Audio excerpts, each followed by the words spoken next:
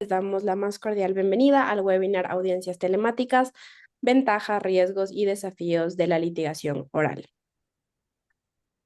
USFQ Law Review es una revista jurídica académica arbitrada e indexada íntegramente, desarrollada, administrada y editada por estudiantes de pregrado del Colegio de Jurisprudencia de la Universidad San Francisco de Quito.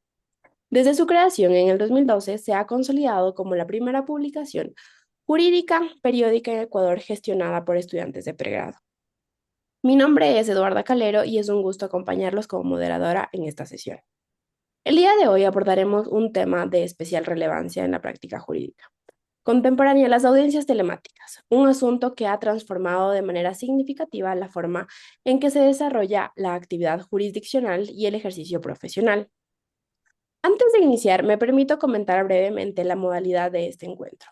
En primer lugar, cada uno de nuestros ponentes contará con un espacio para exponer sus principales ideas. Posteriormente, tendremos un segmento de diálogo moderado y finalmente abriremos un espacio para preguntas del público, las cuales podrán ser formuladas a través del chat. Para iniciar, tengo el honor de presentar a uno de nuestros ponentes profesionales con amplia experiencia en el litigio. Tenemos a Leopoldo González Ruiz. Leopoldo es socio de DLL Abogados con una amplia experiencia en derecho laboral y litigios. Ha sido consistentemente reconocido por los principales directorios legales internacionales como abogado líder en su práctica, incluyendo Chambers and Partners, Leaders League y Legal 500, donde ha sido también destacado en la categoría de Leading Partners. Es magíster de Derecho de Empresas por la Universidad San Francisco de Quito, abogado por la Pontificia Universidad Católica del Ecuador, en donde además se destacó como el mejor egresado de su promoción. Y cuenta con formación internacional en Derecho Comparado en el Center for American and International Law en Academy of American and International Law en Texas. En su práctica profesional representa usualmente a compañías y organizaciones internacionales, habiéndose desempeñado como consultor en proyectos de la Organización Internacional del Trabajo en Ecuador. En la actualidad se desempeña además como profesor de la Universidad San Francisco de Quito en Derecho Laboral y Litigación Oral, combinando una sólida práctica profesional con la docencia académica. Por otro lado, tenemos al doctor Salazar, Rodrigo Fernando Salazar Ruiz. Es juez de la Unidad Judicial de Trabajo en la parroquia de Iñaquito y abogado por la Pontificia Universidad Católica del Ecuador. Cuenta con una maestría en Derecho del Trabajo y de la Seguridad Social por la Universidad Internacional de La Rioja y una especialización en Derecho Financiero, Bursátil y de Seguros por la Universidad Andina Simón Bolívar. Posee además formación técnica en seguridad y salud ocupacional, lo que complementa su visión íntegra en el ámbito laboral. En el ejercicio profesional ha desarrollado una amplia experiencia como abogado litigante en materia laboral, civil y mercantil. Se ha desempeñado como director en el área laboral en el Estudio Jurídico y Surieta Mora Bowen. En el ámbito académico es catedrático de diversas instituciones de educación superior, en donde imparte asignaturas como Derecho Laboral Colectivo, Derecho Procesal y Derecho Procesal Laboral en programas de grado y posgrado. Adicionalmente, ha participado como capacitador en múltiples instituciones públicas, empresas y organizaciones internacionales en temas laborales, empresariales y de recursos humanos. Agradecemos profundamente su presencia en este espacio. Sean ustedes bienvenidos. Para dar inicio a este enriquecedor diálogo, quisiera con ustedes plantear la primera pregunta, y es, ¿cuáles consideran que son los principales aportes de las audiencias telemáticas al sistema de justicia? Primero le vamos a dar la palabra al doctor Leopoldo. Muchísimas gracias, Eduarda, y quizás comienzo por saludar a quienes están presentes y saludarle pues al azar, que creo que ayudará muchísimo en el desarrollo del debate. Y cuando la pregunta es, ¿qué ventajas han traído las audiencias telemáticas? Yo la verdad te voy a resumir en dos palabras: cambio y accesibilidad. ¿Por qué hablo de cambio y hablo de accesibilidad?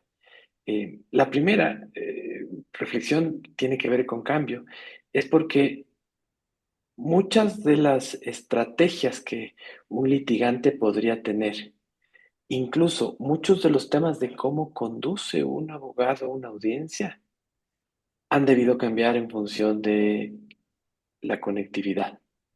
Y te puedo poner muchos ejemplos, pero quizás te pondré dos que se me vienen ahora a la cabeza. Em, Creo que, por ejemplo, el tema de poder introducir presentaciones para los jueces, de poder destacar información, creo que se ha vuelto mucho más sencillo cuando tienes una audiencia telemática que cuando lo hacías en una audiencia presencial.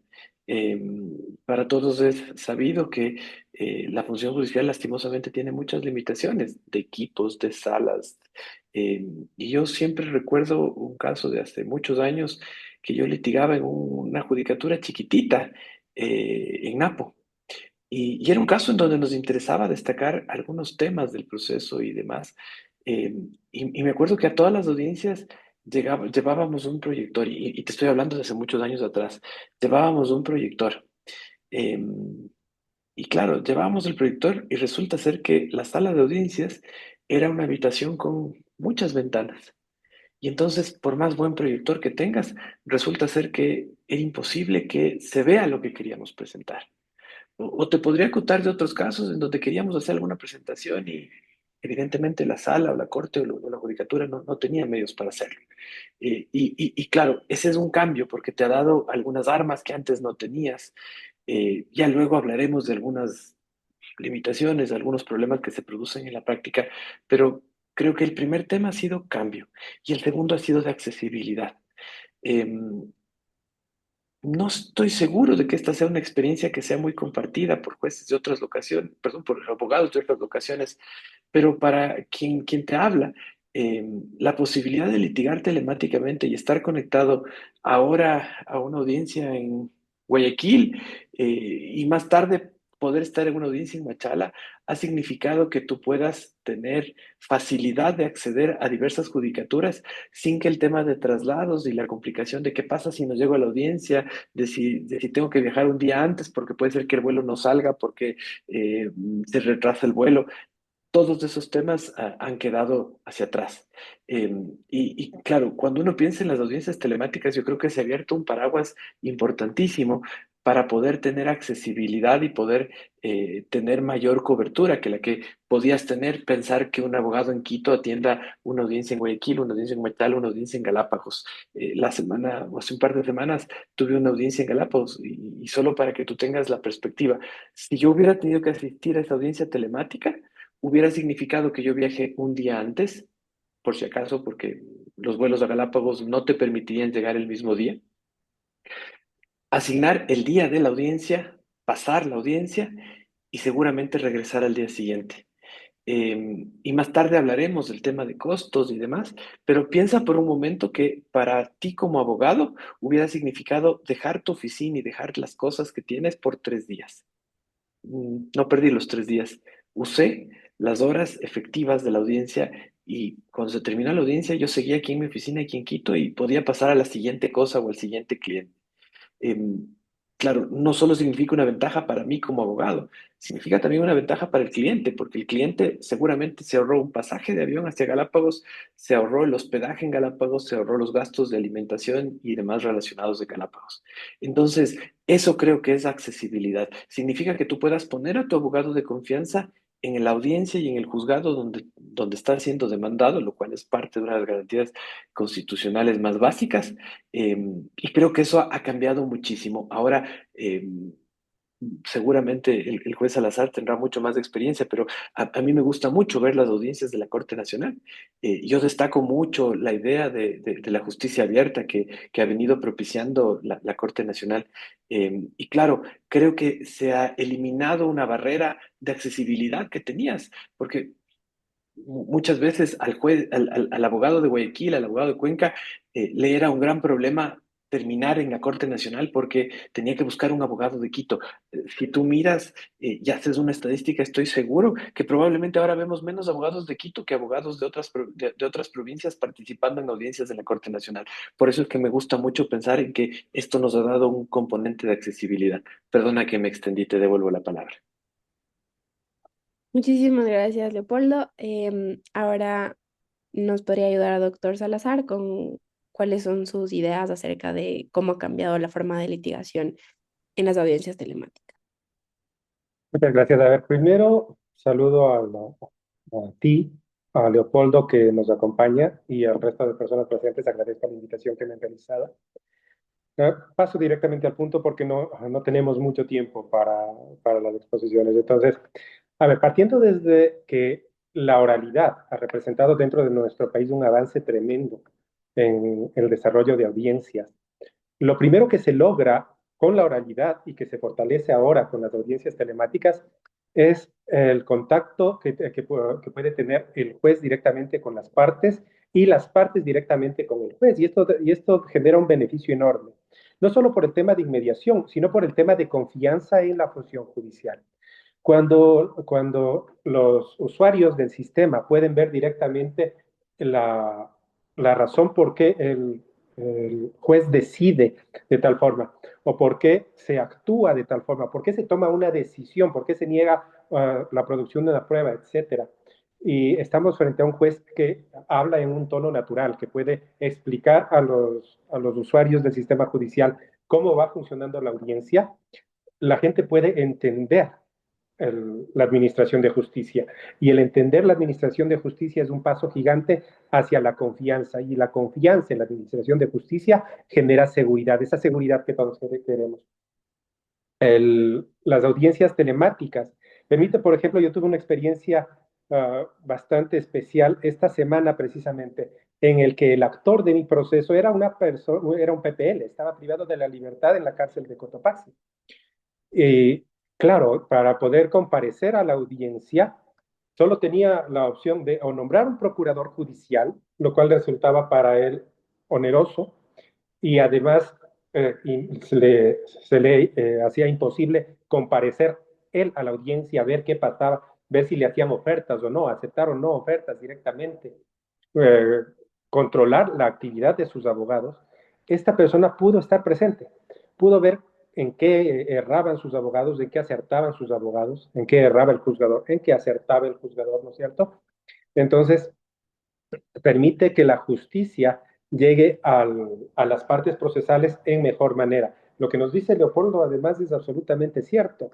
En forma operativa, tanto para los abogados que ya no necesitan hacer largos viajes para acudir a una audiencia, como para la presentación de las partes, como en el caso que te comento, o para la comparecencia de testigos, que muchas veces tenían que viajar desde el oriente, por ejemplo, en casos de petroleras, viajar desde el oriente. Tengo 5 testigos, me significaba pagarles el pasaje a 5 testigos para que se movilicen todos y probablemente la audiencia se suspendía y no declaraban. Ahora esos testigos pueden comparecer desde su hogar y eso genera mayor certeza en que el juez va a tener un acceso a esa prueba, ¿no es cierto? Que de ordinario, probablemente por falta de comodidad para los testigos, no hubiera tenido. Entonces, tenemos también por ese lado del punto de vista operativo una, una ventaja muy grande. Pero hay otro punto bastante importante. Cuando nosotros hablamos de administración de justicia, pensamos en los sujetos procesales, el juez y las partes. Pero hay algo que siempre se nos olvida y que es trascendental en la administración de justicia. Las audiencias son públicas. Y esa publicidad de las audiencias tiene una razón de ser, el control social de las actuaciones judiciales. Las audiencias son públicas para que la gente, el ciudadano común, pueda asistir a ellas y ver si sus jueces están actuando correctamente, si la prueba que se actuó, si los alegatos que se hicieron responden a la decisión del juez. Y entonces el público puede decir, este es un buen juez, porque resolvió con base a la prueba que yo también escuché en la audiencia, o este es un mal juez, porque se inventó el resultado, ¿no es cierto? Pero también le permite al público decir, este es un buen abogado, porque yo vi su actuación, sus alegatos eran técnicos, hacía un buen interrogatorio, producía la prueba en forma correcta, y entonces hace un control de calidad sobre la actuación de los abogados, y esto va discriminando, ¿no es cierto? Va haciendo que las personas puedan elegir una mejor defensa en razón de lo que ve directamente en audiencias. Ese control social que se genera a través de las audiencias telemáticas de forma más fácil, porque no es lo mismo tener una sala que puede tener capacidad, por más grande que sea, para 20 personas, que pueden ir 20 personas, ¿no es cierto? pero que normalmente están vacías porque la gente no acude normalmente como público a las salas de audiencias, mientras que a las audiencias telemáticas sí van mucho más alumnos de universidades, abogados a escuchar para poder enterarse de cómo funcionan las cosas. Y eso a la vez genera desarrollo, genera comprensión de las personas que estamos ligadas al derecho, genera que los abogados y estudiantes vayan aprendiendo de cómo funciona ya en la práctica el ejercicio del derecho. Listo, me parece muy buenas sus intervenciones, la verdad, creo que tienen mucha razón de cómo funciona y cuáles son los beneficios que nos trae, pero a pesar de todos los beneficios que nos trae las audiencias telemáticas, es importante también reconocer que tiene ciertos riesgos y ciertas tensiones procesales. La pregunta que hemos planteado es, ¿qué problemáticas ustedes han identificado en la práctica de las audiencias telemáticas? Leopoldo, ¿quisieras empezar tú o Rodrigo, como Si, preferirían? si le parece bien al juez Salazar para que pueda ir el primero y después intercambiamos papeles, ¿les parece adecuado? Ok, voy yo primero entonces, gracias, Leopoldo. A ver, yo creo que en general el más grave problema con el que nos topamos cuando hablamos de administración oral de justicia, y esto incumbe a las audiencias telemáticas, es la falta de preparación. Porque lo que podemos ver muy seguido, que es muy común, es la falta de, no sé, de comprensión del abogado de cómo funciona primero una audiencia oral y luego una audiencia oral llevada de forma telemática. Muchas veces nos quedamos con ese chip de código de procedimiento civil y pretendemos actuar las audiencias como si se tratara de las audiencias de conciliación que habían en aquellos tiempos, o como si se tratara de llevar la escrituralidad que tenía el Código de Procedimiento Civil a la sala de audiencias, y las cosas no funcionan así. La litigación oral requiere de técnicas, requiere de la técnica de la oratoria, requiere de la técnica de litigación oral, requiere del conocimiento de protocolo de audiencias. Y estas son técnicas que lastimosamente no todos los abogados se han preocupado en aprender. Y hay que ser sinceros, no todos los jueces se han preocupado en aprender. Y esto hace que muchos jueces no estén suficientemente capacitados para llevar las audiencias en forma oral y en forma telemática, y que muchos abogados no estén capacitados para realizar una defensa adecuada en, en, en este tipo de audiencias. Todavía más en audiencias telemáticas en que, por ejemplo, el manejo de prueba se ve un poco alterado, porque cuando tú lees las normas de producción de prueba que contiene el COGEP, te va a decir que tú tienes que seguir ciertos requisitos de producción, ¿no es cierto? Respecto a la prueba documental, por ejemplo, la exhibición y la lectura. Pero te va a decir también cómo se maneja en la audiencia la prueba. La prueba tiene que estar en poder del juez. Se entrega la parte para que la produzca y se produce. Eso te dice la norma. Pero ¿cómo haces eso cuando tienes al frente una cámara? Y entonces, en muchas ocasiones lo que acostumbra a utilizarse es el compartir una pantalla. Bueno, eh, es una técnica que yo creo que más la costumbre ha avalado que la norma, pero lo que estás produciendo cuando produces de una copia compartida en pantalla, no es más que una copia, y tú no estás autorizado por la ley a producir copias, estás autorizado a producir pruebas. Entonces, hay que saber ver la forma en que se pueda manejar directamente la prueba a través de medios que permitan el manejo directo de la prueba que está dentro del proceso y no de copias, y que los abogados entiendan cómo manejar ese traslado de prueba dentro de la audiencia.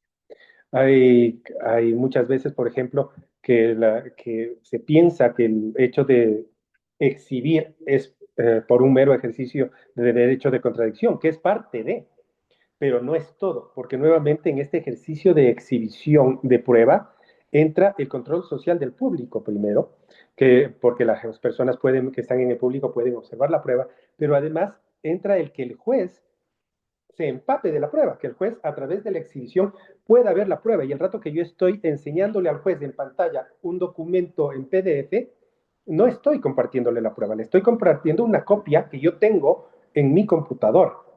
El juez en realidad vio esa prueba, entonces hay retos que todavía no hemos solventado, que todavía no estamos acostumbrados a manejar. El tema de manejo de interrogatorios, por ejemplo, que y hay que ser claros, en materias no penales, la oralidad ya no es nueva, pero digamos que es más nueva que en materias penales. Y esto hace que muy pocos abogados estén capacitados realmente para realizar audiencias con técnicas de litigación oral. La técnica de interrogatorio, contrainterrogatorio y objeción son técnicas que uno tiene que saber manejar. Y lastimosamente, incluso en persona, muchos abogados no las manejan. Es mucho más difícil manejar técnicas de litigación oral cuando no estoy viendo frente a frente al testigo, cuando no estoy manejando, por ejemplo, como abogado, a mí me interesa manejar la susceptibilidad de la persona a la que estoy interrogando para controlar tiempos, para controlar ritmo, para controlar tonos, ¿no es cierto? Y entonces llevar el interrogatorio por el camino que a mí me interesa, hacer caer en contradicciones, etcétera. Y esto puede generar dificultades en el ejercicio. Otro tema que tal vez, incluso por educación, pero muchos abogados acostumbran a poner, por ejemplo, en el Zoom que estamos utilizando, la manita, ¿no es cierto? Deme la palabra. Pero la audiencia es oral, la audiencia no es mímica. Y, el, y la técnica, por ejemplo, de la objeción en el momento en que yo estoy en audiencias, es interrumpiendo. Yo tengo que interrumpir para objetar. Si yo levanto la manita mientras el juez está viendo al interrogatorio del testigo, voy a perder mi objeción. Y esas técnicas, esas formas de manejar audiencia, nos falta todavía capacitación al mundo jurídico en general. Eso entre otras cosas. Yo creo que Leopoldo nos va a poder ampliar la idea. Sí, bueno, me pareció me resonó mucho justo con lo que hemos hablado en clases con Leopoldo. Y ahora cuéntanos tú, Leopoldo, cómo puedes complementar esta información. Gracias, Eduardo. Y yo quizás pienso que los retos vienen en tres ramas. Vienen retos por la tecnología, vienen retos por las personas y vienen retos por las normas. Sobre los retos de las normas, lo ha dicho creo que completamente el juez Salazar. No tenemos una norma que esté pensada todavía 100% para una audiencia telemática. Y creo que sería innecesario volverme a referir sobre ello. Así que me centraré en los dos retos iniciales. El reto que yo les damos de tecnología y el reto que yo les damos de personas. ¿A qué me refiero con reto de tecnología? Y déjame contarte quizás una experiencia saliendo de Pichincha y me voy a ir a Guayas. Cuando recién inició la implementación de las video audiencias, las audiencias telemáticas, en Guayas usaban un sistema que no era el Zoom, que no era el Teams, que no era ninguno que tú pudieras haber conocido, era un sistema llamado Polycom. Resulta ser que para entrar al sistema Polycom te daban un número, te daban una clave, pero el primer gran problema era que si tú tenías una aplicación o una computadora Apple, resulta ser que el Polycom no tenía aplicación para Apple. Más tarde la sacaron. Pero el segundo problema era que tenías que estar conectado con dos dispositivos. Tú vas a decir, ¿pero para qué? Resulta ser que ese sistema siempre se caía. Y yo solía tener la costumbre de conectarme con mi computadora y tener conectado un iPad al lado, porque si se me caía la una, imagínate en audiencia, simplemente dejaba de estar. Y claro, había jueces un poco más cuidadosos que decían, bueno, detengamos la audiencia porque se ha desconectado. Pero había otros jueces que ni cuenta se daban y la audiencia seguía. Y como decía el juez Salazar, si tú no estás ahí para objetar, no estuviste, no objetaste. Entonces, cuando tú piensas en tecnología, tú podrías decir, bueno, pero ya se ha superado y ahora hay licencias. Sí, pero ¿cuántas licencias tiene la judicatura? ¿Cómo se usan esos recursos? Pero más allá de eso, no solo es un problema de licencias de la judicatura, también es un problema de tecnología para los usuarios. Y estos problemas de tecnología pueden venir de un montón de casos. Y déjame contarte un par de historias que me han ocurrido en mi ejercicio profesional. Una de ellas de esta misma tarde. Yo estaba conectado en una audiencia, esa audiencia era telemática, y resulta ser que de pronto el abogado de la parte actora se quedó congelado. Le falló el internet. Yo normalmente sí suelo tener la precaución de que cuando vengo a conectarme a una audiencia, pues tengo mi computadora, pero si me faltara algo, tengo la conexión del celular. Pero hoy el abogado de la contraparte se quedó congelado. Segundo problema de tecnología, pues todos tenemos dispositivos diferentes y puede ser que mi computadora sea una maravilla o que sea muy mala, que mi conexión de internet sea muy mala. Eh, o gente que no tiene realmente una buena computadora y pues se conectó de un celular, pero los celulares también tienen diversas gamas y resulta que esas diversas gamas también importan. Entonces, esas limitaciones de la tecnología van a seguir operando y van a seguir generando problemas todavía para la implementación. Y yo te decía además que hay una limitación muy clara respecto de las personas.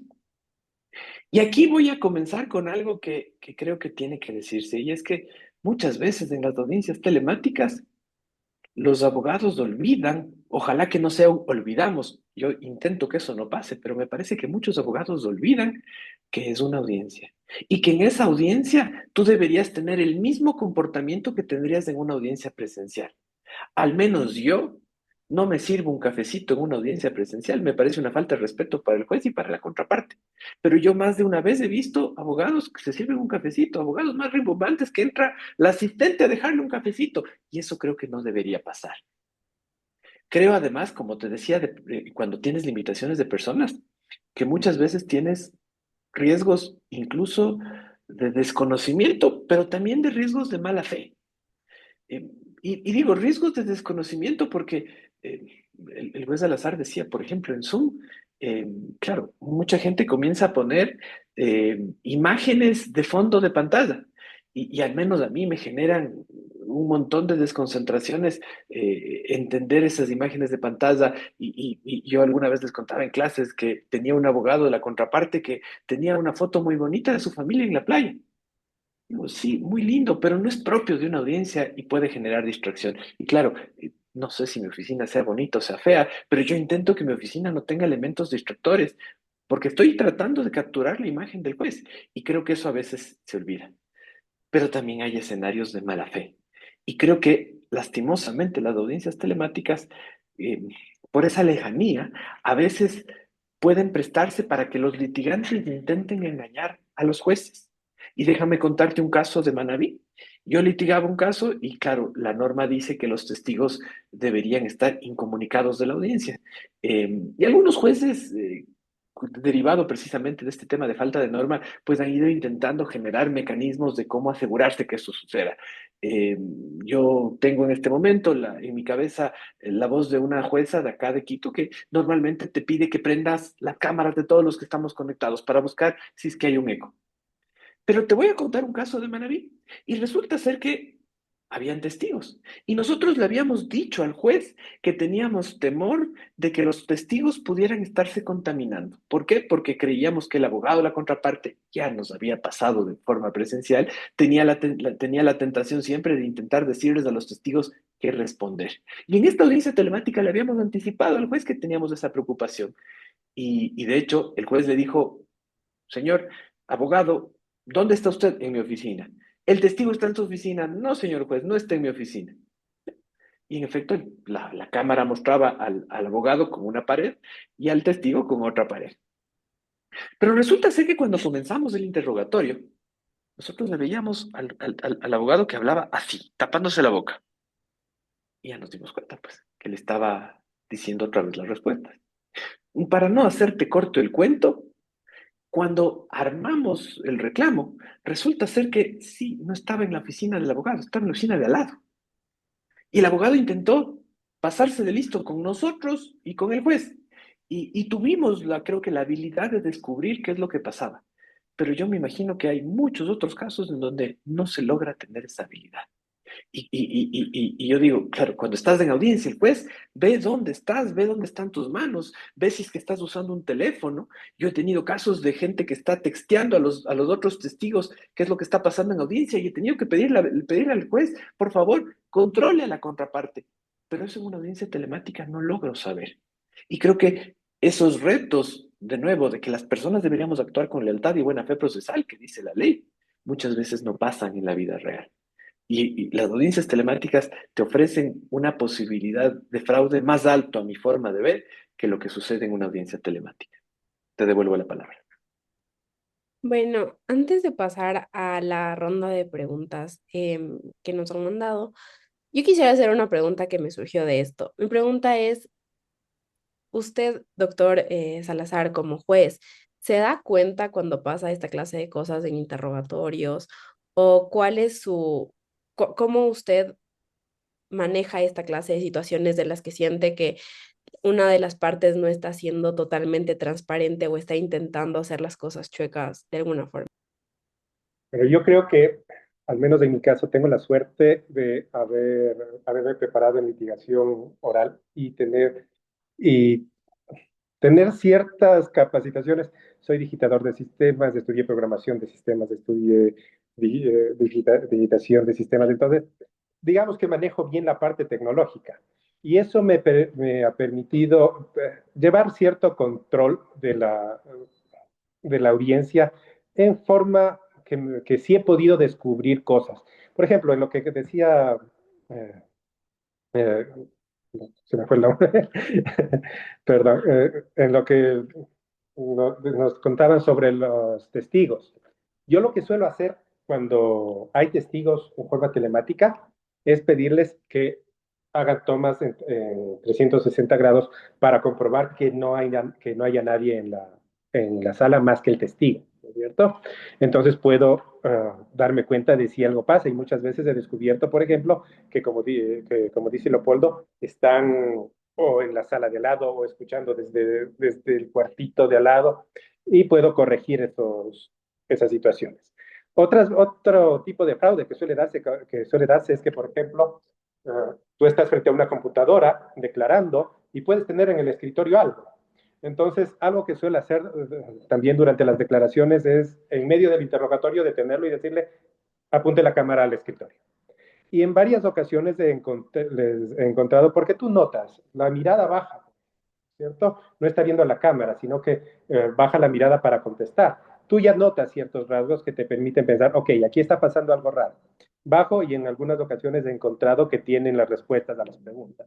Entonces, tomo una captura de pantalla y la agrego al expediente. Evidentemente, ese testigo está perdido. Recientemente también, no sé si esta semana o la anterior, descubrí a alguien del público filmando la audiencia, que está prohibido por la ley. Entonces también tuve la posibilidad de expulsarles. Es decir, sí, no creo que llegues a darte cuenta de todo. Probablemente alguna vez se nos pase, pero eh, un juez cuidadoso sí puede llevar un control adecuado al menos de la audiencia en ese sentido. Ahora, claro, la obligación que nos decía Leopoldo de actuar con buena fe y lealtad procesal es una obligación legal que debería estar fija en los abogados.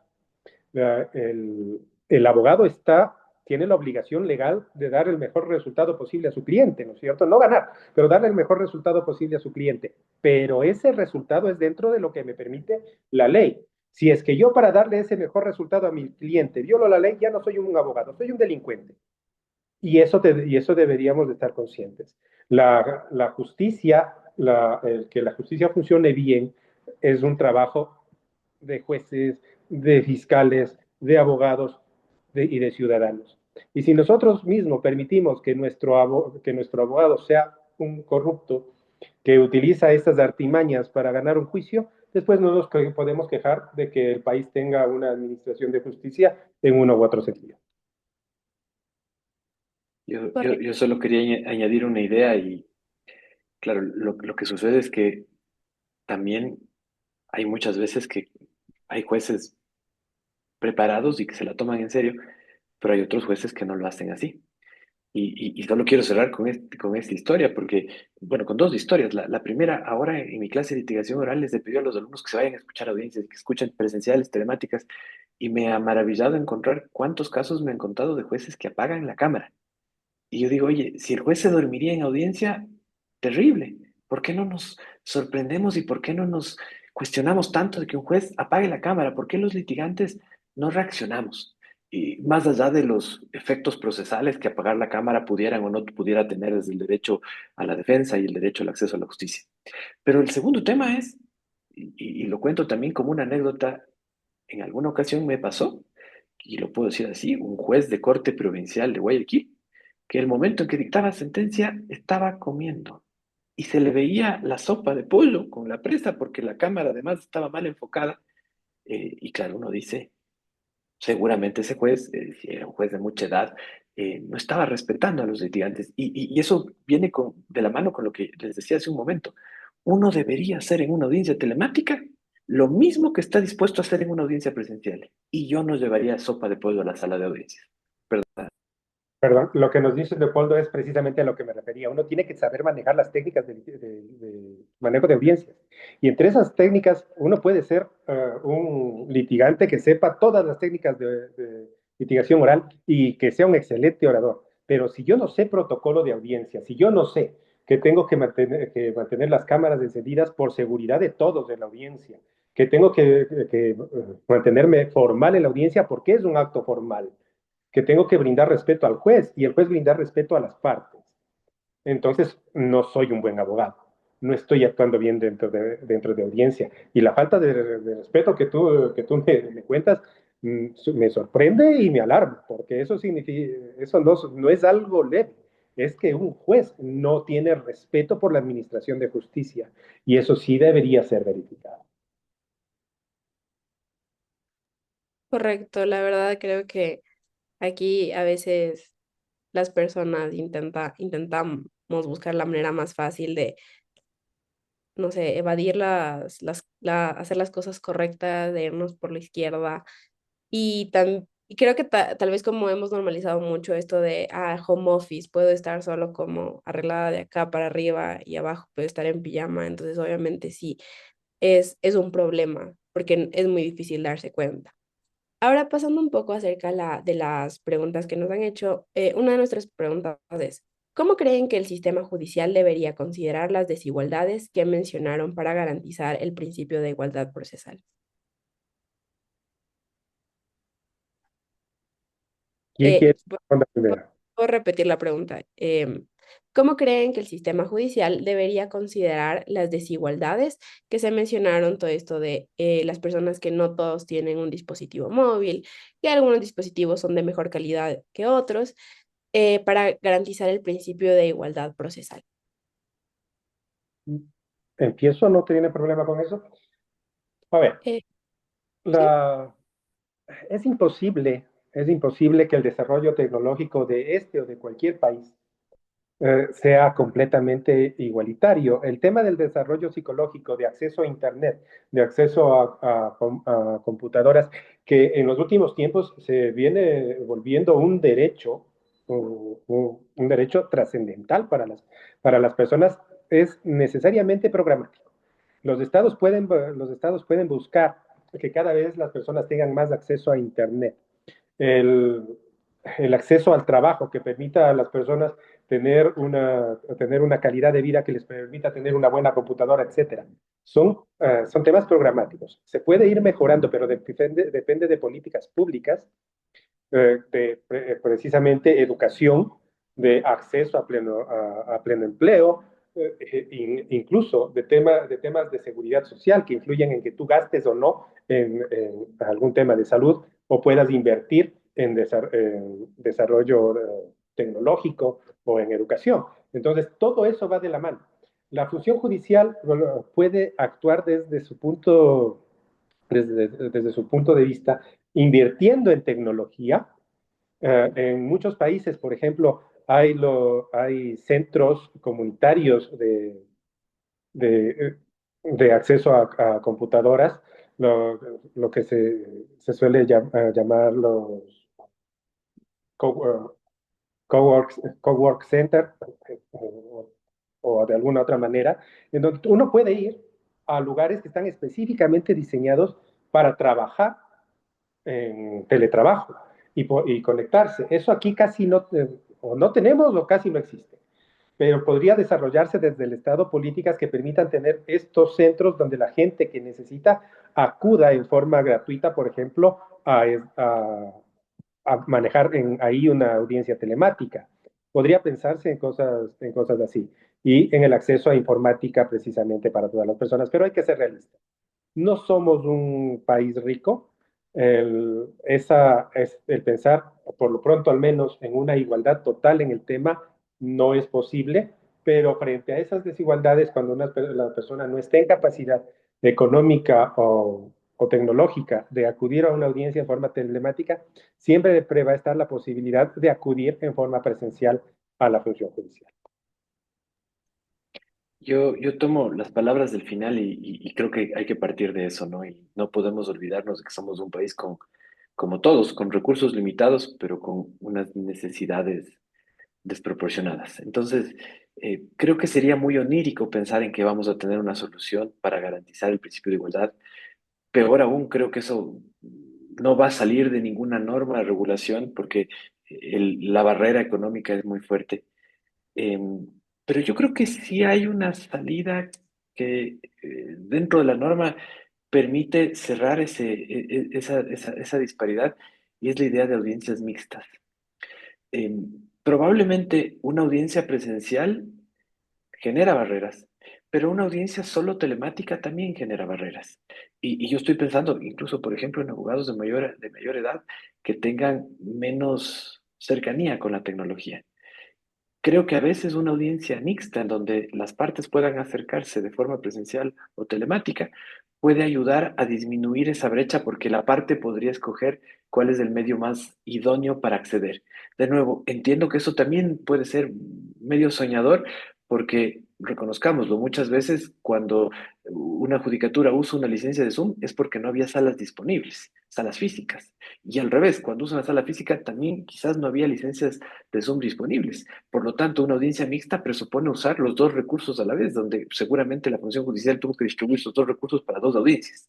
Eh, pero yo digo, de alguna manera, si uno pensaría en algún mecanismo, ese podría ser un mecanismo que no tenga un impacto tan alto y que sí permita que haya mejor accesibilidad para todos. Te cuento, Leopoldo, que precisamente, por ejemplo, la audiencia que les comentaba del PPL fue mixta, porque precisamente él no podía estar, pero las otras partes sí podían estar. Y sí manejamos en la función judicial ya audiencias mixtas.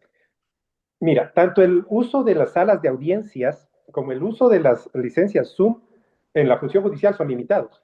Porque, por ejemplo, licencias Zoom en mi unidad judicial tenemos una para cada dos jueces. Entonces no podemos usarlo el mismo día los dos jueces, tenemos que repartirnos. Pero lo mismo pasa con las salas de audiencias. No tenemos una sala de audiencias para cada juez y se tiene que repartir. Pero sí se puede coordinar en casos en que es necesario, en casos como este de PPL u otros en que una persona esté muy lejos y no pueda comparecer, etcétera, mezclar, hacer audiencias mixtas. Sí se maneja. Es, De hecho, entra, sucede en la provincial y sucede en la nacional también. perdón. Te decía, sucede en la provincial y sucede en la nacional, que hay esa posibilidad de hacerlo mixto. Probablemente, claro, con menor número de causas que en una unidad judicial. Yo creo que muchas veces, por ejemplo, en la nacional, eh, al menos a mí sí me genera la reflexión de qué es mejor para esta audiencia. Estar ahí presencialmente, claro, tengo la ventaja de estar cerca de la Corte Nacional, o me es mejor presentarlo telemáticamente. Yo digo, claro, las limitaciones son las que tú refieres de licencias y de salas. Eh, pero claro, lastimosamente creo que muchas veces en primera instancia habrán casos en donde el juez pueda anticipar esa necesidad. Probablemente sería ideal que todas las audiencias sean mixtas. Eh, pero de nuevo, lo entiendo y lo veo complejo que eso suceda. Yo tengo ahí un punto de vista. Yo creo que nada es regla, nada es regla. En la litigación, todo depende de la estrategia y cómo va y qué es lo que considere mejor para mi caso. Pero dentro de las técnicas de litigación oral, yo diría que como abogado siempre prefiero lo presencial. ¿Y esto por qué? Porque cuando uno está dentro de un juicio como abogado, mi intención es convencerle al juez. Lo que trato es de venderle mi caso al juez, ¿no es cierto? De hacer que el juez se convenza de mi idea. Y claro, la oratoria se me permite de mejor manera si estoy al frente, viendo a los ojos, utilizando mímica, utilizando el espacio, manejando tonos, manejando voces.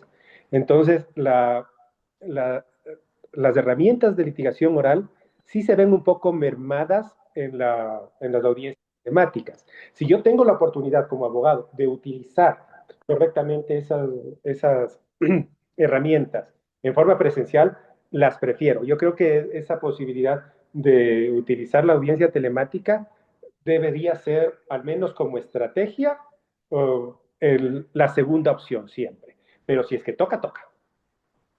Sí, yo ahí disiento un poco porque creo que sí hay casos en donde puede ser la primera opción y te explico el por qué.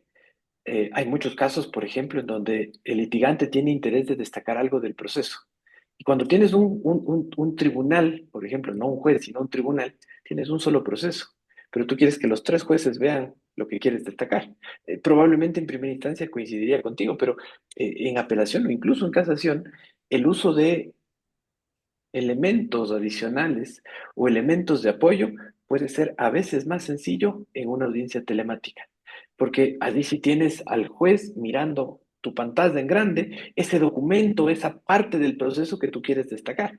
Sí, evidentemente pierdes esta posibilidad de lo que transmite las emociones y lo que transmite un litigante en vivo, pero puedes ganar lo otro. Por eso digo, y no es una regla, pensando en que probablemente sí, casi siempre sea mejor estar presencial, sí creo que hay casos en donde uno puede elegir la virtualidad por esas particularidades especiales de cada caso.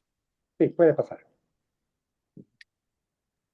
Bueno, por tiempo vamos a hacer una última pregunta y creo que esta pregunta me pareció muy buena que la hizo Esteban Ortiz, porque justo yo fui a ver una audiencia telemática en la que uno de los jueces estaba conduciendo mientras se desarrollaba la audiencia. Entonces, la pregunta es, ¿el hecho de que un juez apague su cámara en medio de la audiencia podría considerarse una afectación al principio de inmediación procesal? Por lo tanto, generaría una nulidad en el proceso. No sé, Quizás quién... déjame contestar ahora a mí para ir primero Justo. y que pueda cerrar el juez Salazar. Claro. Eh, yo tengo ahí, sin embargo, creo que es muy grave que un juez apague la cámara. Tan grave como sería que un juez se salga un ratito de la sala. Y la pregunta ahí es, ¿qué harías si es que un juez le suena el teléfono y a los que llevamos ya un poco más de años litigando, pues a todos nos ha pasado que algún rato el juez le suena el teléfono y claro, hay jueces más y menos respetuosos, pero la pregunta sería, ¿qué pasaría en este imaginario que el juez le suena el teléfono y se sale un ratito de la sala y les deja a las partes hablando? Yo creo que todas las partes nos quedaríamos en silencio porque sin juez, ¿para qué sigue la audiencia? Y yo creo que debería ser lo mismo que un juez te apague la cámara. Y alguien podría decir, no, te está escuchando, pero no te está viendo. Ahora, y creo que esa, más bien, por eso quería comenzar y más bien dejársela más bien la pregunta al juez Salazar.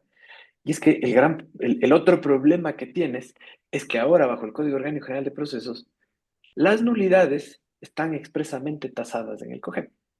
Y además las nulidades deberían seguir los principios de especificidad y de trascendencia, lo cual significa que debería ser de una gravedad tal que genera la nulidad y debería además estar expresamente tasada en el ordenamiento procesal. Y creo que eso va de las limitaciones de norma que hemos hablado en esta conversación. Por eso creo que más bien prefiero dejarle para que sea el juez Salazar quien cierre esta pregunta. A ver, gracias, Leopoldo. A ver, yo creo que le veo incluso un poco más grave que tú. ¿Por qué? Porque el tema de estar con la cámara encendida, primero, ¿qué es lo que tú dices? Si el juez apagó la cámara, el juez no está. Y la audiencia depende del principio de inmediación. Son las partes frente al juez, viéndose, teniendo contacto. El momento en que el juez apaga la cámara, pierde ese contacto dentro de la audiencia. Ah, pero es que sí estuve escuchando. Pues las partes no lo saben. y el proceso no es suyo. El proceso es de las partes, suyo y del público. Es un acto público, ¿no es cierto? Entonces, el juez, el momento de apagar la cámara, está perdiendo esa inmediación que es necesaria, que es principio indispensable de todo proceso. Pero además está faltando el respeto a las partes también. Y yo no sé si él les permitiría a los abogados que apaguen sus cámaras para decir las cosas. Personalmente, yo no permito ni siquiera que el público que está dentro de las audiencias apague las cámaras. ¿Por qué? Porque te decía, por un tema de seguridad. Cuando tú con la cámara apagada podrías grabar la audiencia sin que nadie se dé cuenta, violando primero normas procesales, pero además derechos fundamentales como el derecho de la imagen, ¿cierto? A la imagen y a la voz de las personas. Entonces, no, están atrás de ese simple acto de prender o apagar la cámara. Están cosas más importantes como principios de administración de justicia y derechos fundamentales. Entonces, tú correctamente nos dices que las nulidades dentro del proceso del COGEP son mucho más limitadas porque precisamente se ha favorecido la posibilidad de subsanar el proceso. ¿Ok? Ambos son remedios procesales. La nulidad no es que sea algo prohibido. Las nulidades pueden pasarse, son remedios para sanear el proceso, igual que la subsanación. Solo que en nuestro sistema se favorece a la subsanación. Pero hay cosas que no se pueden subsanar. ¿Cómo hago que el juez regrese a la audiencia? Como en el caso que tú nos dices, se fue a contestar una llamada afuera y se perdió parte de la prueba. Mira, yo tuve en alguna audiencia un problema de salud mía, en el que, por un tema de salud que tuve que hacerme ver, incluso estuve en tratamiento, creo que tú te enteraste de eso, estaba en audiencia y perdí noción de la audiencia por unos breves minutos. Tuve que declarar la nulidad, porque una audiencia sin juez no puede existir. Las que hicieron las partes durante ese tiempo. Y lo mismo pasa el rato que se apaga la cámara. Hay una audiencia sin juez y esa audiencia debe ser declarada. Muchísimas gracias, Leopoldo. Muchísimas gracias, doctor Salazar. Em, la claridad y la profundidad de sus intervenciones han sido excelentes. Muchas gracias por su valiosa perspectiva que han podido compartir con todos nosotros. Y con esto llegamos al cierre de nuestro webinar. Agradecemos profundamente a todos ustedes a ti y a Leopoldo por compartir con nosotros su tiempo, su experiencia y sus reflexiones en este espacio de crecimiento académico. Asimismo, agradecemos a todos los asistentes por acompañarnos y por su interés en este tema. Esperemos que esta sesión haya sido de gran ayuda y de utilidad para todos ustedes y nos volvamos a encontrar en próximos espacios académicos. Muy buenas noches y muchas gracias por su presencia. A ustedes, una buena noche. Buenas noches igualmente y nuevamente les agradezco la invitación. Gracias a ustedes. Tengan una excelente noche.